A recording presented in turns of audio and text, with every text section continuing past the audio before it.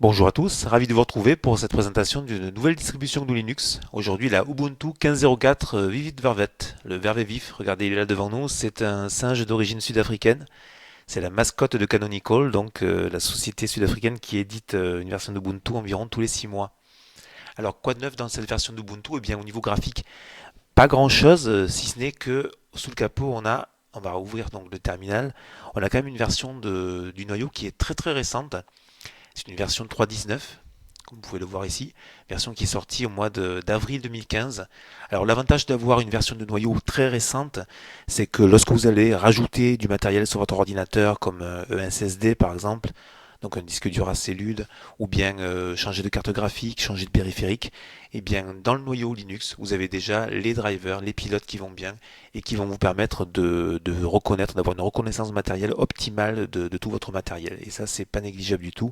Ça évite d'aller sur Internet, de perdre du temps et de télécharger des mauvais drivers qui ne vont pas fonctionner. On a toujours donc dans l'interface ici, dans l'interface d'Ubuntu, on a donc Unity 7 avec son Dash, qui est un outil de recherche donc qui permet de faire des recherches à la fois sur l'ordinateur et à la fois donc sur Internet automatiquement. Donc si je cherche par exemple, je ne sais pas, je vais taper par exemple une calculatrice, j'ai besoin d'avoir une calculatrice, voilà, que je peux rajouter sur mon bureau. Donc je peux ici hop rajouter à côté de mes programmes donc préférés une calculatrice. J'ai dû la lâcher un petit peu trop tôt, donc voilà, elle est ici. Maintenant, si j'ai besoin d'utiliser aussi le tableur, je peux rajouter le tableur ici, voilà, et le tableur est présent. Après, je peux faire une recherche beaucoup plus générale. Par exemple, si je veux faire une recherche sur l'Égypte, je tape ici le mot Égypte. Voilà. Alors là, ça va m'ouvrir bon, le navigateur. Qu'est-ce que c'est? Alors ça, c'est la météo, peut-être la météo du Caire. Mais j'ai voilà, j'ai une recherche ici dans le Dash sur l'Égypte avec voilà 10 principaux monuments de l'Égypte. On me donne même la météo. Voilà. Bon. Alors c'est un gadget, mais ça peut être vraiment sympathique quand on a par exemple besoin de travailler ses photos. Bon, on ne sait pas quel est le logiciel utile.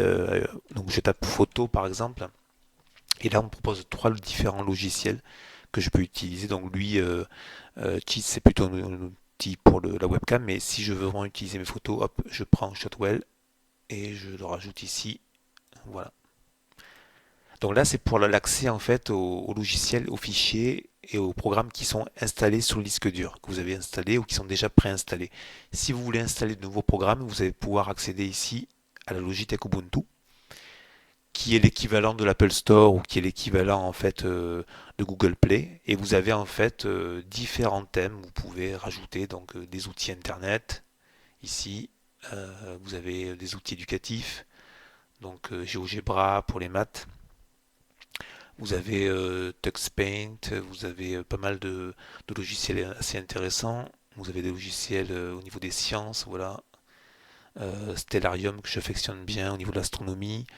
Enfin, c'est à vous de choisir. Il faut vraiment fouiller, c'est vraiment très très intéressant. Donc, ça, ce sont des logiciels que vous allez télécharger librement et gratuitement sur votre ordinateur via le mot de passe administrateur. L'intérêt d'avoir une Ubuntu à côté de son Windows habituel, eh bien, tout simplement, c'est si jamais vous avez votre version de Windows qui se trouve vérolée, donc qui se trouve euh, paralysé par un virus, eh bien vous avez toujours le choix de démarrer Ubuntu et de récupérer tous vos logiciels, photos, documents de travail. Voilà, sans vous arracher les cheveux, vous pouvez toujours, au lieu de passer des heures à essayer de déverrouiller votre PC, vous pouvez toujours récupérer tous ces précieux documents via une version de Linux en fait qui est garantie en général sans virus, où il est quand même beaucoup plus difficile de faire fonctionner un virus sous Linux. Sachant que tous les virus Windows en fait ne fonctionnent pas sous Linux puisqu'ils ne savent pas comment verrouiller le système.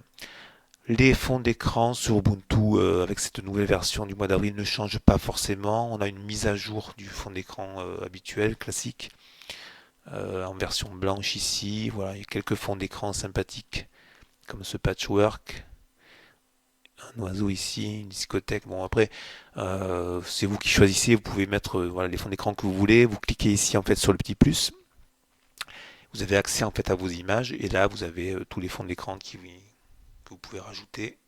Ça, c'est pas un souci. Vous pouvez mettre des fonds d'écran qui vous intéressent.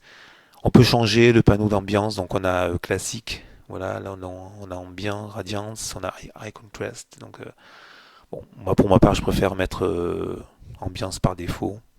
Celui que j'aime le mieux. Le comportement, donc on peut choisir de masquer par exemple ici la barre d'outils, etc. Donc ça c'est plutôt pas mal. Un autre outil indispensable que l'on trouve ici, donc ce sont les paramètres système, mais on les retrouve également ici, les paramètres système voilà, qui sont là. Donc réglage de la luminosité, réglage du clavier, réglage de l'imprimante, ça c'est essentiel évidemment, la mise à jour des logiciels. Et puis ce qui est pas mal, c'est que vous pouvez paramétrer en fait différents comptes. Alors aujourd'hui avec les réseaux sociaux, donc on n'est pas en reste. Donc on peut paramétrer Facebook, Flickr, Google, etc. Et on peut rajouter, alors je crois qu'il n'y a pas Twitter. Voilà, donc en cliquant ici, vous pouvez rajouter Twitter, Tumblr, vous pouvez rajouter Instagram, enfin la liste est longue. Ça permet d'accéder très rapidement à vos logiciels sans avoir à chaque fois à rentrer le mot de passe. Et pour sécuriser tout ça, eh bien, on a cet outil-là qui est sécurité et confidentialité, qui permet en fait de demander un mot de passe à chaque fois qu'on a besoin d'une application qui nécessite justement un mot de passe. C'est une sorte de mot de passe général pour accéder à toutes les applications qui nécessitent un mot de passe. Voilà, donc je crois qu'on a fait le tour. C'est vraiment une distribution que je trouve stable. Elle sortira le 23 février prochain, donc jeudi. Mais là, en version bêta, moi, elle me donne vraiment satisfaction depuis environ 3 semaines. Je n'ai eu quasiment aucun bug. Tout a fonctionné. Pourtant, j'utilise de façon vraiment intensive, que ce soit en multimédia, surf, bureautique. Et vraiment, je ne l'ai jamais prise en défaut, en fait. Donc voilà, c'est une version que je souhaitais vous conseiller. Juste pour vous montrer le sélecteur d'espace de travail. Donc ça, c'est quand même plutôt pas mal. Si on travaille par exemple sur une version d'un tableur ici, on peut ouvrir en parallèle je sais pas, l'outil photo, hop, voilà, tac, tac, tac, ici, Euh, je vais ouvrir, bon, allez, par exemple, j'ouvre LibreOffice, je peux y ouvrir ici le navigateur,